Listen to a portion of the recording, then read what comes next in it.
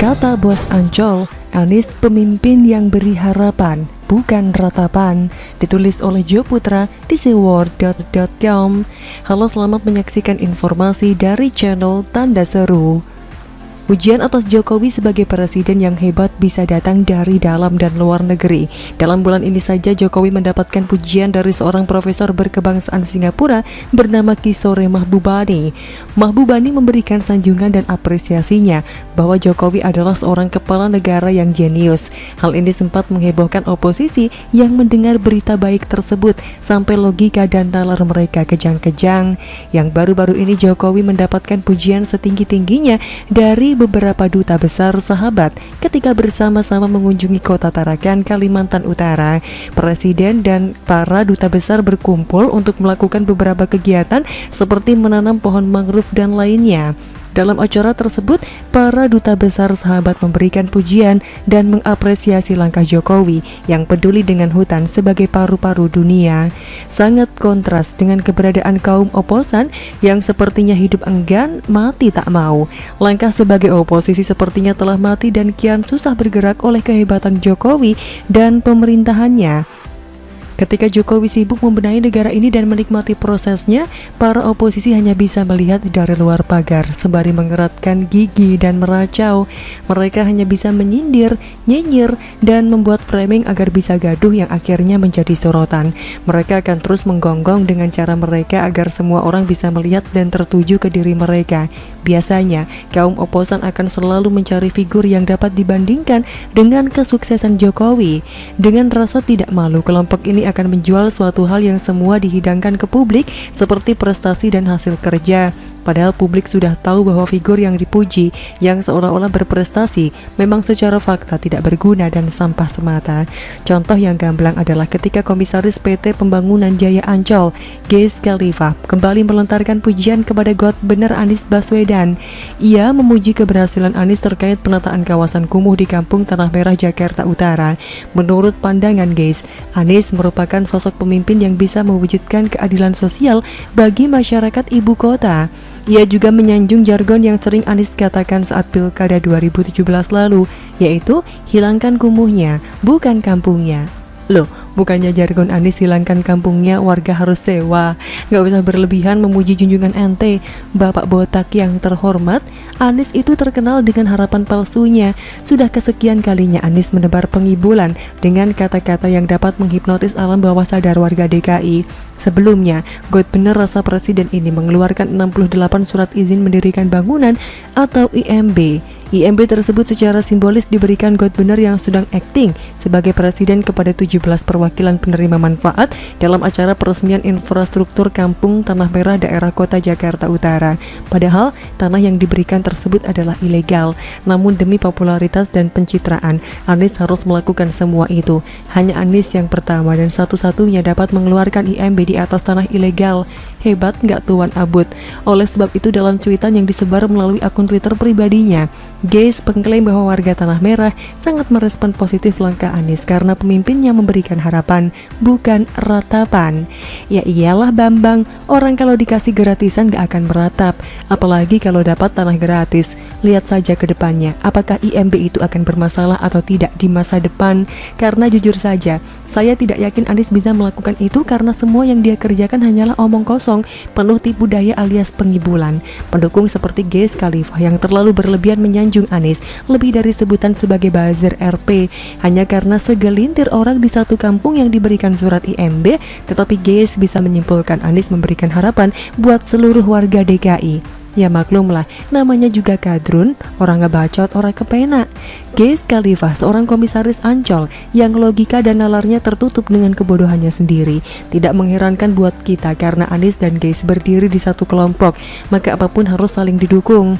Gez bisa saja mengatakan Anies memberikan harapan dan bukan ratapan, tetapi tunggu saja saat Anies lengser, harapan akan sirna secepatnya.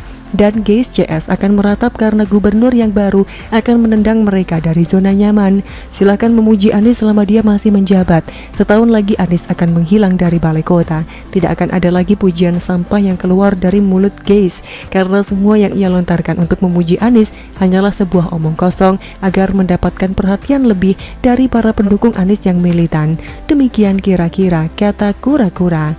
Bagaimana menurut Anda?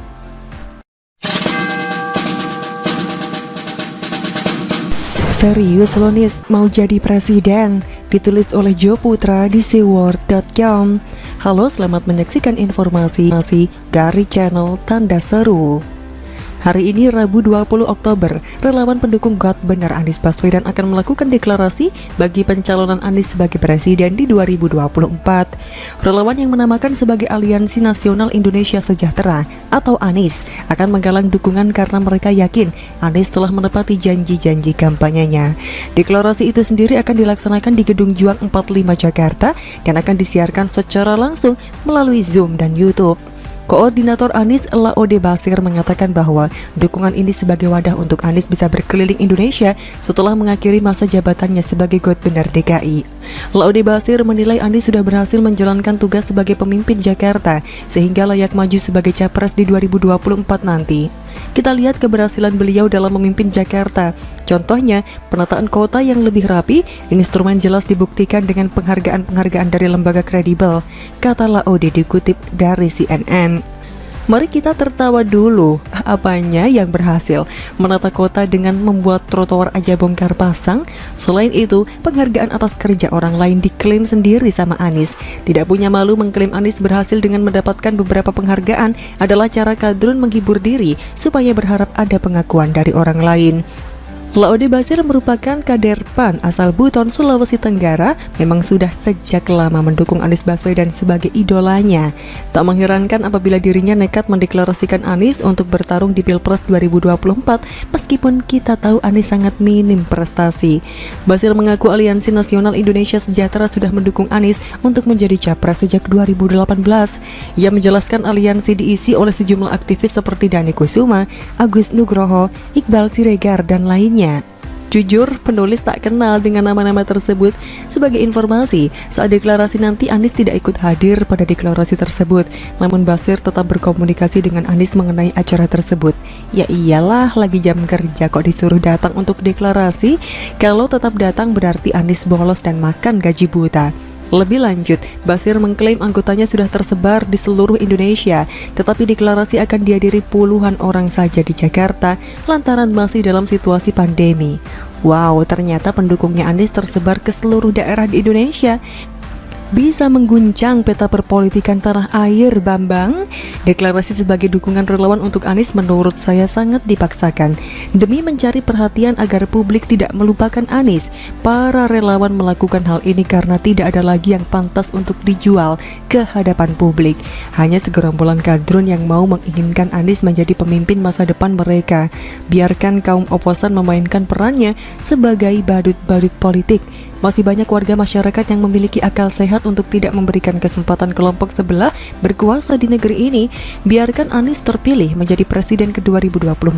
Itu pun kalau masih eksis di dunia ini. Yang masih mengganjal di pikiran saya, Laode Basir mengklaim bahwa Anies telah memiliki berbagai penghargaan yang patut diapresiasi oleh masyarakat. Dan yang paling membanggakan Basir, Anies telah menuntaskan 23 janji kampanye yang sudah dikerjakan dan sedang berjalan. Ada, sebutkan satu persatu dari 23 janji kampanye yang sudah berhasil itu, Drun. Gampang sekali Basir mengklaim bahwa junjungannya telah berhasil menata kota ini. Jangan-jangan Laode Basir dan kawan-kawan sudah dapat kupon makan gratis di warteg, makanya bersemangat sekali membanggakan Anies. Kegagalan paling utama yang dilakukan Anies adalah soal program rumah DP 0%, yang mana Anies dianggap belum berhasil menepati janji tersebut. Yang kedua, permasalahan banjir tahunan di Jakarta semakin parah, karena sampai detik ini belum terlihat penanganan yang signifikan terkait normalisasi sungai. Ketiga, masalah kesejahteraan warga DKI yang berhubungan dengan lapangan pekerjaan. Pada saat kampanye Anies berjanji akan menyediakannya melalui OKOC, namun sampai sekarang program itu tidak berjalan. Masih banyak pengibulan Anies yang tentunya membuat sebagian warga DKI marah dan kecewa. Anies hanyalah seorang pembuat tugu selama ia menjabat di Jakarta. Kepiawaiannya membuat tugu tidak diragukan oleh warga DKI. Pun dengan kecerdasan Anies mengolah APBD DKI yang sering mendapatkan WTP oleh BPK. Oleh sebab itu dengan kejeniusan Anies memimpin DKI, warga menjuluki Anies sebagai gubernur kelebihan. Mari kita saksikan bersama deklarasi yang akan dilaksanakan hari ini pukul 13.00 sampai 15.00 waktu Indonesia Barat yang akan mengantarkan Anies menjadi presiden yang ke-2024. Demikian kira-kira kata kura-kura. Bagaimana menurut Anda?